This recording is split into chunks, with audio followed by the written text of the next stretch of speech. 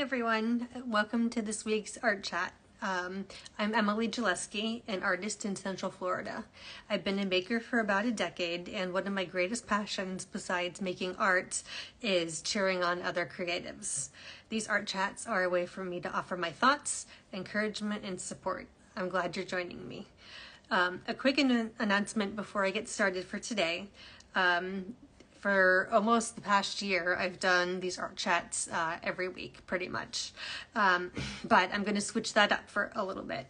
Instead of weekly, I'm going to start doing them monthly. If you're part of my mailing list, then I'll send out a message every month and let you know what date that's going to be on.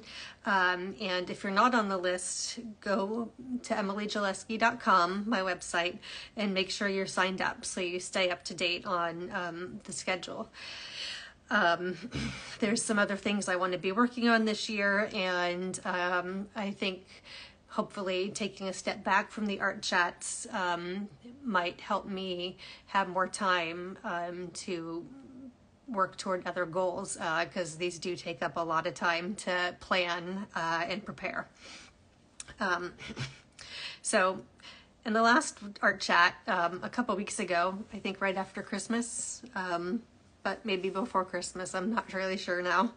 But in the last one, I talked about creative planning, and developing a plan and sticking to it is really important if you are wanting to work toward a goal. But if you're starting from scratch, you might not know how to transform your plan into an actual routine. Maybe you don't have enough experience to come up with systems that will help you be successful, or maybe you've tried in the past, but you've hit a roadblock and you need to do something different. As the saying goes, if you want something you've never had, you'll have to do something you've never done. So learning to think in different ways and channel your energy into things that are going to be productive for you is really important. So today we're going to talk about how to build those routines. And I've got a few strategies to implement that can hopefully help you reach your goals. First, take the time to identify the things you want to focus on. And as you work through these other steps, or just listen, think about how you can prioritize the things that are most important to you, and how best to fit them in around your other responsibilities. Because it's important to work towards your goals, but if you are so focused on that you're neglecting other areas of your life, that's not healthy either. So think about what your goals are, first of all. In terms of including the creativity in your day-to-day life, think about, is there a specific amount of time that you want to dedicate each day to creating? Or do you want to keep working each day on a set task until you get to a predetermined stopping point? Or maybe you don't even have time to be creative every day, but like maybe every other day or a couple times a week. The time you have allotted, your free time or spare time, or just time on your calendar that you've carved out from other things, is going to play a part in how you use it. So think about the time that you have and the things you want to do, and how can you integrate those things together and make the most of that time. So you really want to try and come up with some kind of system for planning and tracking your activities. And you can be as detailed as you want with planners and color coding. There's all kinds of resources on the internet and on Pinterest if you want to get into that. I've tried it. If you go back and listen to my last chat from December 19th, then you can get more information on all the stuff that I've tried and didn't work. So I try and keep things a little simpler. Like maybe a whiteboard. I don't have one, but I want one. Or just a post-it note even that you can put on your desk where you'll see it every day, with like maybe the top 3 things for that day that you want to accomplish, or monthly projects. So for, in this instance, January, you want to get done X, Y, and Z, and then you could have those things written out on your whiteboard or your post-it note, and then they'll be right in front of your face, so you'll be reminded. You can't forget them.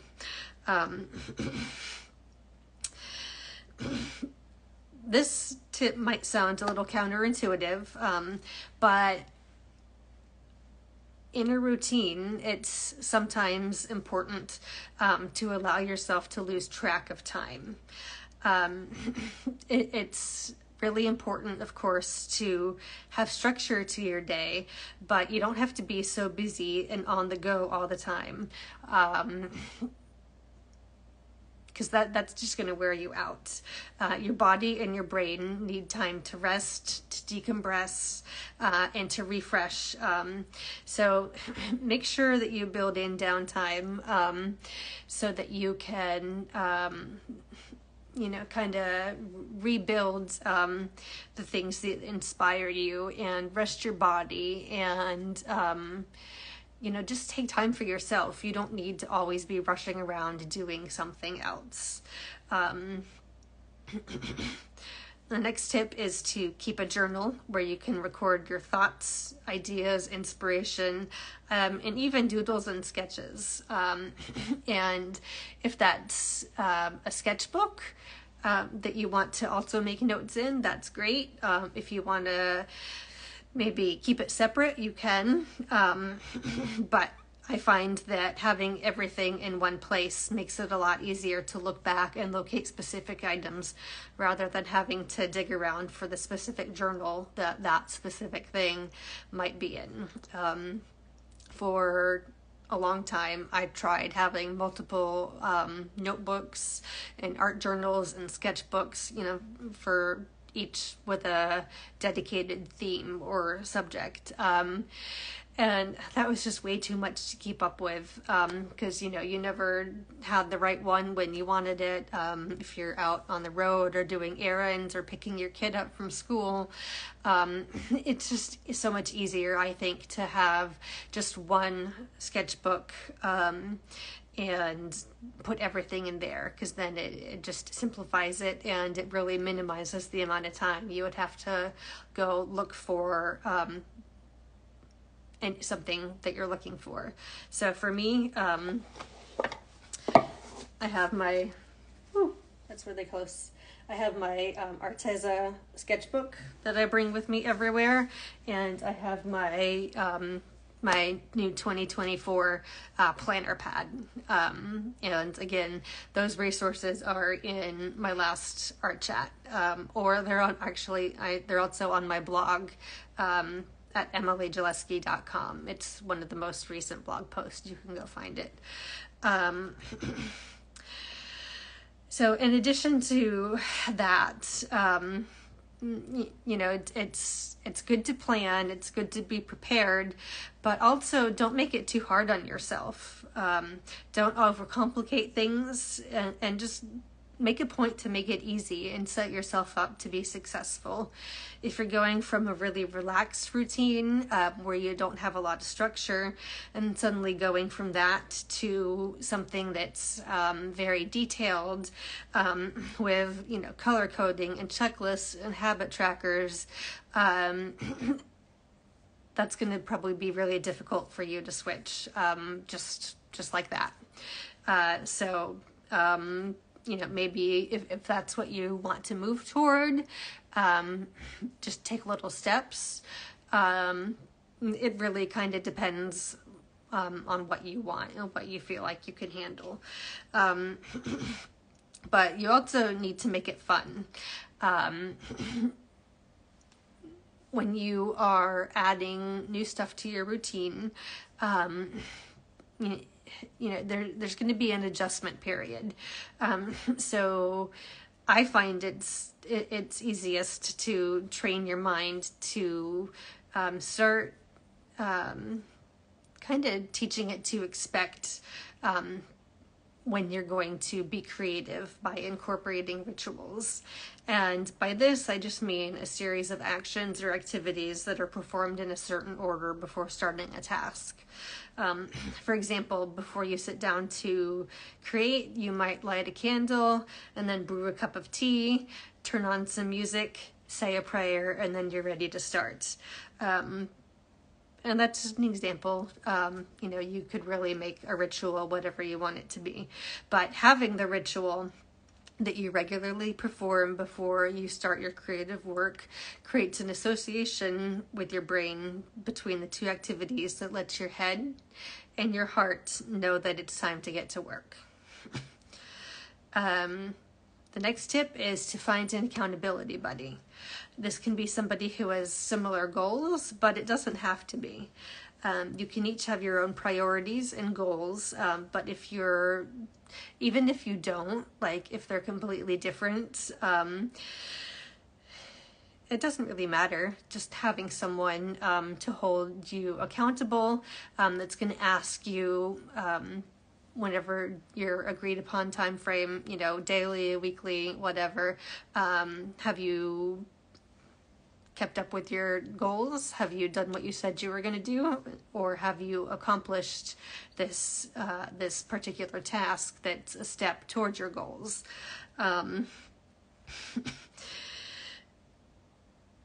Now, in the beginning, it might be helpful for you to write a schedule of your whole day and how you want things to play out and the timing of all those things. As you get more used to the new routine, you won't necessarily need to look back at the written schedule as much, but it's still important to utilize the tools and the planning and just having the structure to your day.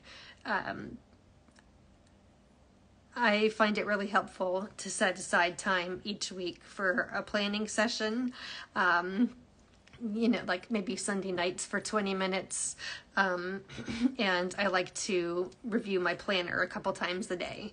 So in the morning, I'll look at what is on the schedule, the things that I want to accomplish, any errands, phone calls, what time I need to be where, that sort of thing. And it just kind of gets me in the right mindset to start my day and be productive.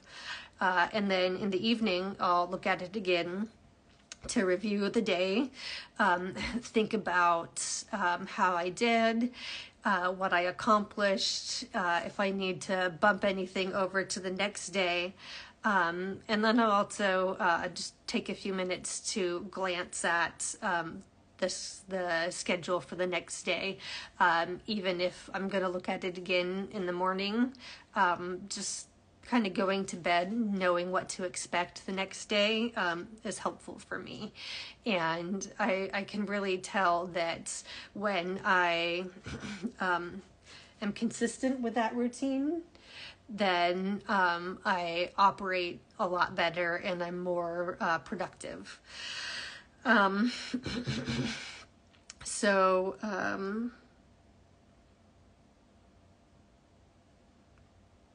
I thought I had something else, another thought to kind of go along with that, but I guess I don't. So whatever strategies you decide to use, remember that not everything is going to work for everybody quite the same way. You'll probably have to try different things and experiment. There'll be a process of trial and error, but don't give up. It might take a while before you discover what works best for you. So just keep trying, keep talk to your friends.